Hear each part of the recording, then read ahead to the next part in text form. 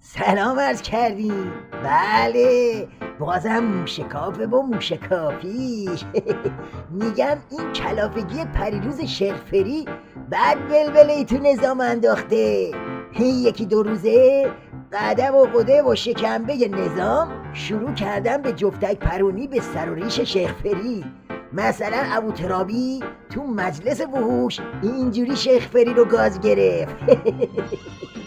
مسئولین ارشد نظام بدانند اگر این دغدغه ها و نگرانی ها نبود قطعا شما از آرامش لازم برخوردار نبودید.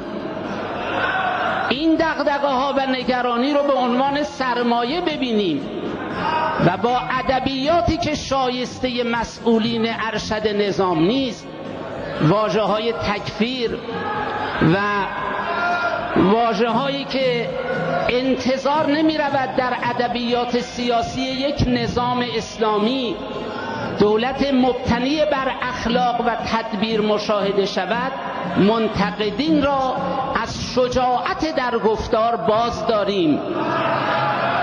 امیدوارم که مسئولین محترم نظام، آحاد مردم، با نقد همراه با بصیرت و انصاف و مسئولین با سعی صدر و پذیرش نقدها راه رو برای برون رفت از تنگناها و رسیدن به اقتدار و جایگاهی که زیبنده نظام جمهوری اسلامی است هموار بنمایند.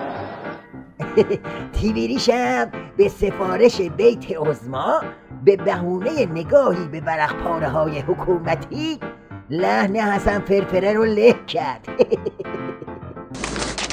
ادبیات و لحن سخنان دیروز رئیس جمهور در جمع سفیران ایران سوژه اول اکثر روزنامه‌های امروز بود. نگاهی کلی به تیترها و مقالات روزنامه‌های امروز نشان می‌دهد اغلب آنها فراتر از تعلق خود به دو جریان اصلی سیاسی کشور در قبال لحن و ادبیات دیروز آقای روحانی نگاهی منتقدانه دارند.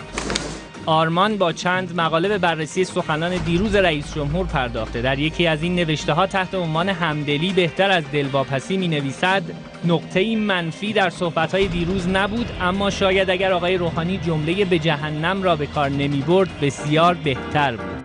بله ظاهراً شیخفری طوری از کوره در رفته که همباندیای خودش هم جا خوردن و به حول و بلا افتادن. حتی یکی از همپیاله های اکبر کوسه فیروز پروند و گفته وای شیخفری بنزین رو آتیش نریز.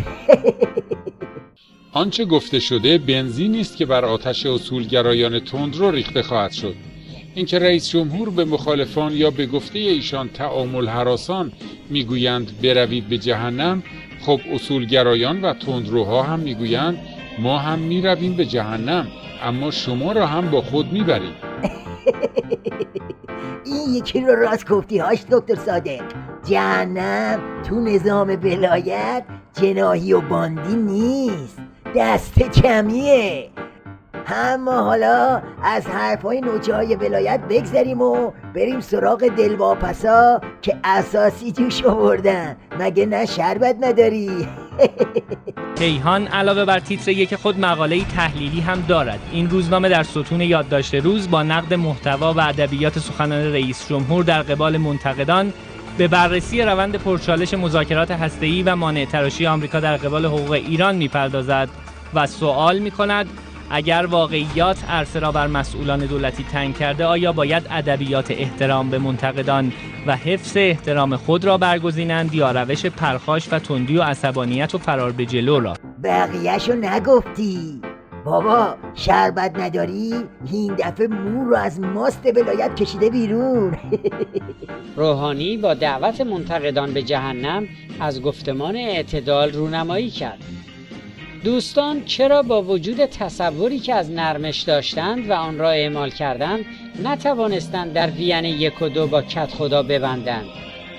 تعداد سانتریفیوژ ها و ظرفیت غنیسازی مورد نیاز و تکلیف توسعه برنامه هسته‌ای بر اساس اولویت ها یا سرنوشت فردو و راکتور عراق به کنار، آیا در همین مذاکرات که کاملا از سوی تیم ایرانی برای داخل کشور سری نگه داشته شده تکلیف لغو تحریم ها معلوم شده است؟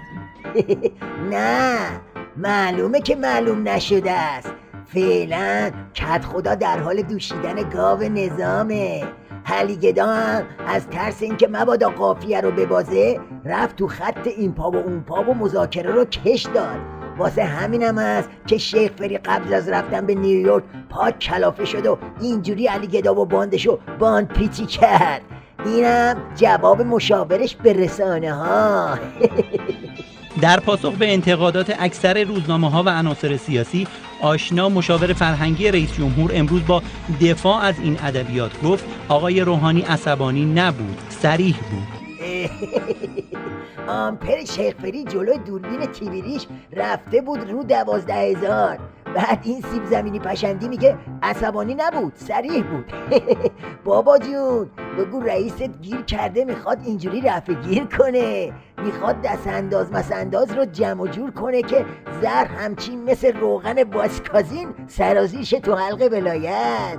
اما بدبخت خبر نداره که دل و روده سیدعلی پیچ بیشتر از این حرف باز. تا پایین بره بابای همه آخوندا رو در میاره.